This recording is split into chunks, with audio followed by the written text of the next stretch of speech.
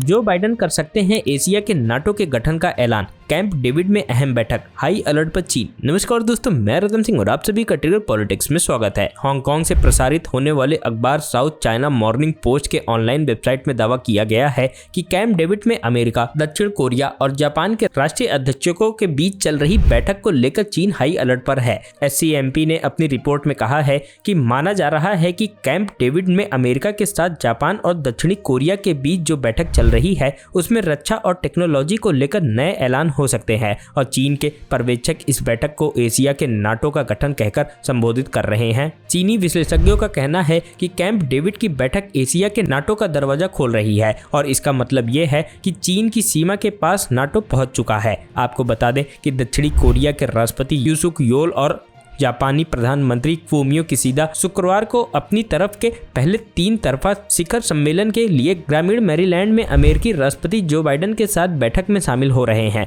वरिष्ठ अमेरिकी अधिकारियों ने रॉयटर्स को बताया कि बैठक के बाद राष्ट्रपति Biden ballistic missile defence system और प्रौद्योगिक विकास पर विस्तारित सहयोग की योजना की घोषणा करने की उम्मीद है। रॉयटर्स ने अधिकारियों के हवाले से कहा कि वे एक नई 3 तरफा क्राइसिस हॉटलाइन स्थापित करने और भविष्य में हर साल एक त्रिपक्षीय बैठक आयोजित करने के लिए तैयार हो गए हैं, जिसको लेकर बीजिंग में विदेश मंत्रालय के प्रवक्ता वांग वेनबिन ने कहा कि चीन संबंधित देशों द्वारा विभिन्न छोटे समूहों को एक साथ जोड़ने का विरोध करता है। वांग ने कहा उन प्रथाओं का भी विरोध करता है जो टकराव को बढ़ाती हैं और अन्य देशों की रणनीतिक सुरक्षा को खतरे में डालती हैं। चीनी विदेश मंत्रालय के प्रवक्ता ने कहा कि संबंधित देशों को समय की प्रवृत्ति का पालन करना चाहिए और क्षेत्रीय शांति स्थिरता और समृद्धि के लिए ज्यादा प्रयास करना चाहिए। पूर्वोत्तर चीन में लियोनिंग विश्वविद्यालय में अमेरिकी और पूर्व एशियाई अध्ययन संस्थान के डीन लू चाओ ने कहा कि शुक्रवार की बैठक में त्रिपक्षीय सैन्य गठबंधन बन सकता है जो बीजिंग में तनाव पैदा करेगा।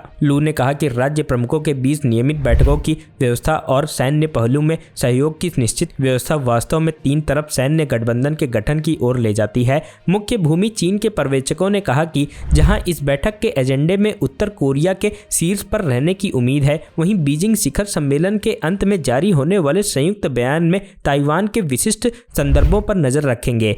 बीजिंग ताइवान को एक अलग हुआ प्रांत मानता है जिसे जरूरत पड़ने पर बलपूर्वक फिर से चीन से जोड़ने की बात कही जा सकती है, जबकि अमेरिका, जापान और दक्षिणी कोरिया सहित अधिकांश देश स्वशासित ताइवान को एक स्वतंत्र राज्य के रूप में मान्यता नहीं देते हैं, लेकिन द्वीप पर बलपूर्वक कब्जा करने के किसी भी प्रयास का विरोध करते हैं। लू ने कहा शिखर सम्मेलन के लिए चीन हाई अलर्ट पर है, खासकर अगर ताइवान मुद्दे का जिक्र हो। उन्होंने कहा कि अगर वे शिखर सम्मेलन में ताइवान मुद्दे को सार्वजनिक रूप से उठाते हैं तो इसे चीन के लिए एक मजबूत उकसावे के रूप में देखा जाएगा और एशिया प्रांत में स्थिरता के लिए एक खतरनाक कदम होगा। बिना नाम बताए एक अमेरिकी अधिकारी ने रॉयटर्स को बताया कि बयान में ताइवान जलडमरू मध्य में शांति और स्थिरता बनाए रखने पर सामान्य टिप्पणी भी शामिल होंगी। शुक्रवार से शुरू होने वाला ये शिखर सम्मेलन बाइडेन प्रशासन की महीनों की कूटनीति के बाद शुरू हुआ है, जिसे चीन का मुकाबला करने के लिए एशियाई सैन्य गठबंधन को मजबूत करने के अभियान के तहत वाशिंगटन के संधि सहयोगियों जापान और दक्षिणी कोरिया को एक साथ लाने की कोशिश की है। अमेरिका में 1951 में जापान के साथ पारस्परिक सहयोग और सुरक्षा संधि पर हस्ताक्षर किए थे।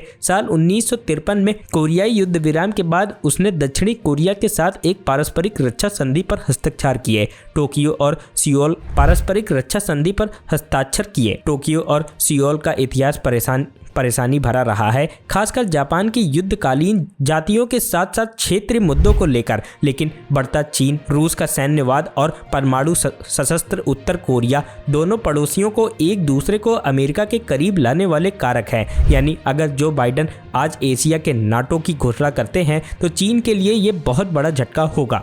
Bureau report, trigger politics.